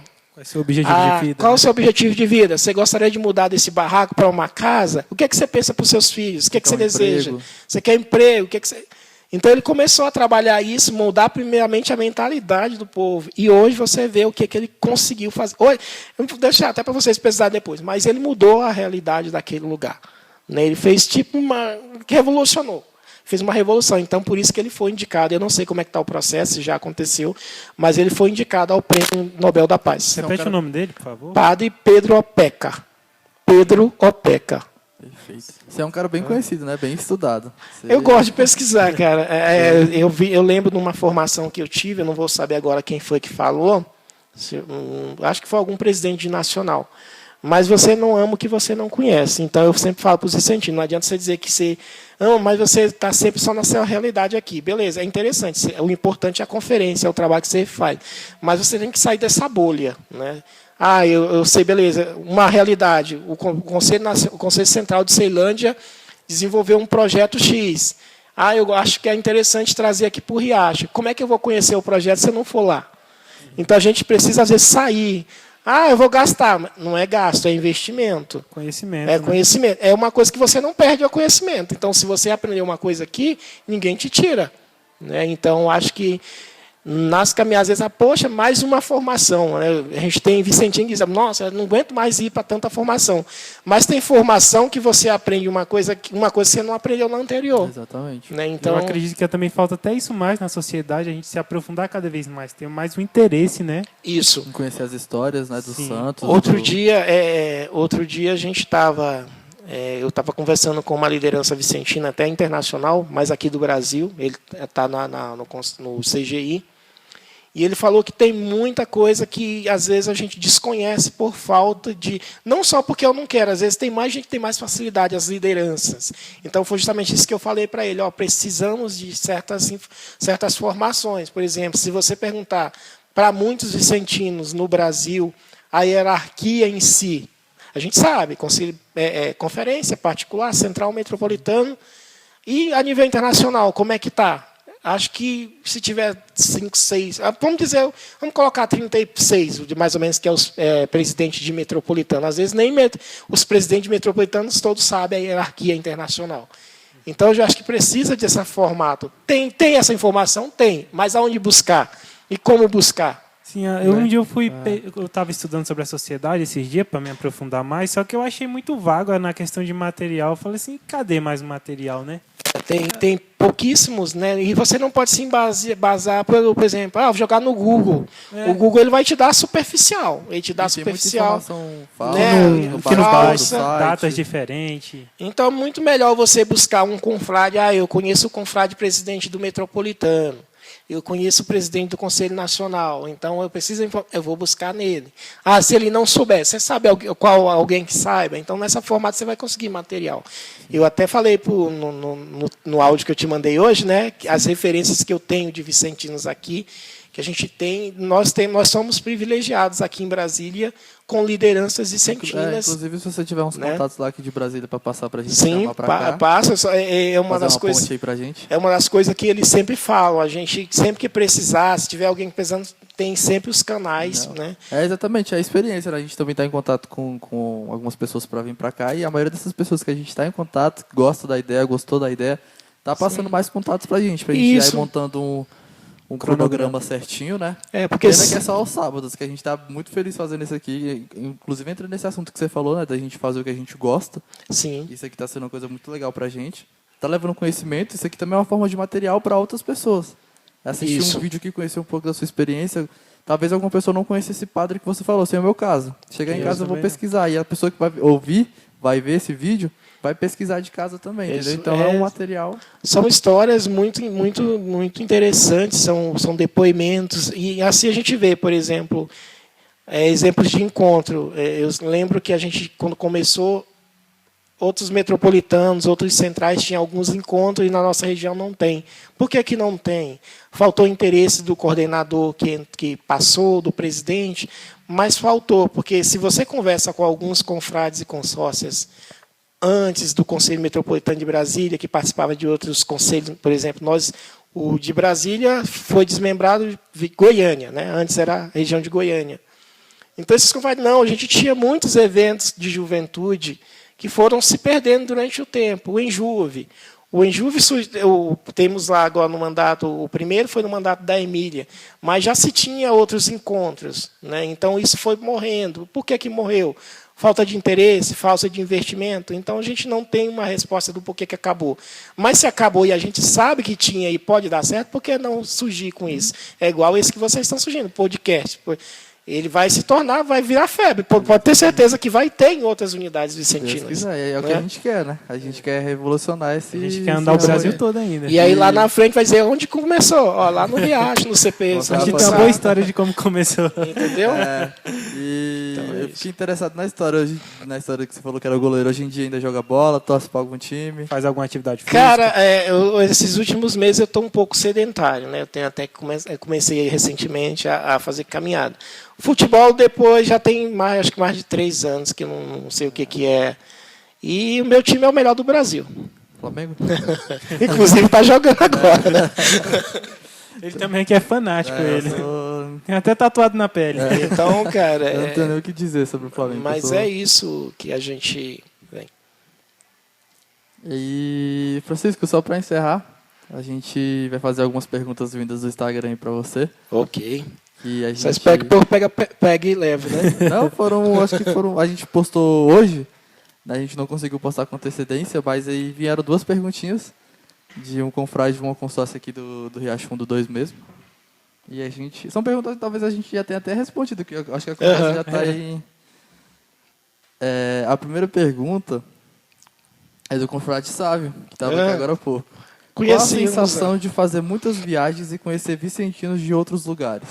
Cara, é muito bom, né? Como eu falei, às vezes a gente quando entra, quando eu entrei, eu nunca me imaginava que aquele confrade que entrou sem saber de nada, que chegaria a essas oportunidades que eu tive. Porque todas são oportunidades. Você nunca entra achando que você vai chegar a ser coordenador de um particular, quiçá um conselho metropolitano.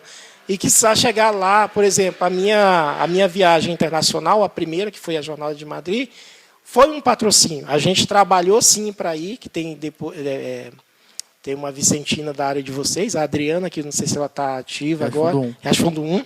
Então ela teve nessa viagem com a gente, eu, a Mauri, do nosso Conselho Central, a gente fez esse projeto e a gente foi. Então você nunca imagina, eu vou lá para o outro lado do mundo através de uma atividade vicentina. Então é muito gratificante saber. E uma das coisas que eu sempre tenho, será se eu estou correspondendo a essa confiança? Às vezes que eu aceitei o convite para assumir uma comissão ou participar de uma comissão, será se eu vou dar conta do recado? É sempre a pergunta que eu me fazia. Será se eu vou dar conta do investimento que está sendo dado para mim? Que é muito fácil você chegar e dizer, não, beleza, eu quero ir para a jornada. Não, você vai. Está tudo pago. Só basta você ir. Beleza, eu vou. E aí, eles vão esperar alguma coisa de troca quando eu voltar. Qual a responsabilidade dessa, de eu ir para uma... Aí, beleza, eu vou lá, me divirto, conheço outras pessoas, conheço outro país. E o que é que eu vou trazer para aqueles que ficaram aqui, para aqueles que rezaram, para aqueles que contribuíram? Né? Então, pelo menos, testemunho, olha, motivar os jovens. Eu tenho o sonho de ir. Então, vamos embora, vamos trabalhar, vou te ajudar. Então, o que os membros do grupo faz isso. Você quer ir? A gente não tem o dinheiro para te mandar. Mas você quer ajuda? A gente te ajuda. Por mais que você não queira ir com a gente, você quer ir sozinho, quer ir com outra pessoa, no que a gente puder te ajudar, a gente vai te ajudar. Então, é muito recompensante, é muito gratificante ter participado. Mas você aproveitou bastante nas oportunidades. Graças a Deus. Perfeito. A consórcia Beatriz Franco perguntou o seguinte: você tem grandes ideias em mente para a sociedade ou para a sua conferência? Sim. Inclusive, eu estava comentando isso com o Frade Amauri esses dias, né? Principalmente nossa região.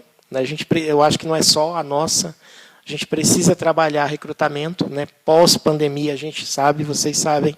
Aqui vocês são um lado até privilegiado. Graças a Deus a gente porque vocês aqui têm muitos vicentinos e, sobretudo, jovens. Vocês são jovens e a tendência onde tem jovens é sempre atrair mais jovens. A nossa realidade a nível de CP, vamos dizer metropolitano, a gente é muito carente de jovem, de juventude. Então, acho que a gente vai precisar trabalhar muito essa questão de recrutar e recrutamento de jovens.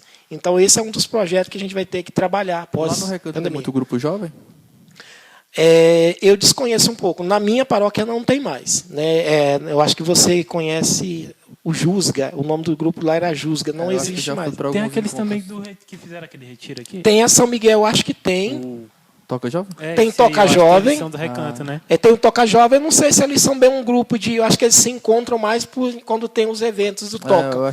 Acho que não é um grupo que se encontram todo mês, tem esse trabalho, não. Mas não sei nas outras. Nas outras paróquias tem grupo jovem, mas eu não tenho um bom conhecimento deles nessas paróquias, não. Precisando do nosso apoio aí, nível particular. Sim, inclusive eu já até... É um sonho nosso, né? Inclusive eu já comentei isso, até na vigília lá no Recanto. Sim. Que vocês participaram, o sonho nosso sempre foi de fundar uma conferência de jovens na São Gabriel, lá no Recanto. E falei para o Sávio na época, Sávio, não, sempre que vocês precisarem, a gente está à disposição. Se eu não tiver, os meninos estão. E a gente conta a questão agora, até contando uma coisa que vocês não sabem, o nosso pároco, o Padre Anderson, lá do Recanto, ele veio, enquanto eu acho que ele vem celebrar aqui, né? Ele estava aqui no Pentecostes, mas ele não celebrou, mas ele estava aqui de manhã na igreja. E aí, uma vez, a gente sempre, desde que ele chegou lá, a gente vem falando, eu e a Consórcia Nazaré, que é uma das pessoas mais próximas dele, padre, Nós temos esse sonho. A gente conseguiu reativar a CCA lá, que passou um tempão desativado. A gente conseguiu ativar e levar para lá, que antes era na Capela na São José. A gente conseguiu reativar com os adolescentes e levar para lá. E a gente sempre conversou, padre, a gente precisa criar uma conferência de jovens aqui. E ele não tinha uma experiência legal com os grupos de jovens. Não sei se a experiência... Ele é vicentino? Não, ele é diocesano.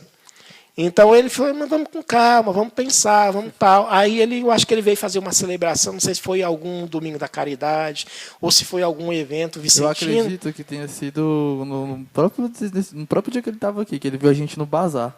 A gente estava todo reunido no bazar, todo mundo cumprimentou ele, que ele passou assim, a gente cumprimentou ele. Aí eu lembro que a gente estava na missa e terminou, aí ele chamou eu e a Nazaré. Eu fui fazer não sei se foi celebrar, isso que ele falou, alguma coisa lá na medalha milagrosa. O quanto de vicentinos jovens que tem lá, né? É legal, e eles são alegres, educados. Aí eu falei, gostei. Pois é, padre, é esses vicentinos que a gente tá querendo trazer para cá. Vamos fazer aí uma parceria para a gente conseguir recrutar após a pandemia. Ele já deu aval, já falou, ele mesmo, antes da gente falar, olha, depois da pandemia a gente precisa fazer recrutamento. Exatamente. E é o que a gente precisa fazer, não só na Conferência São Gabriel, mas em todo o CP no Recanto.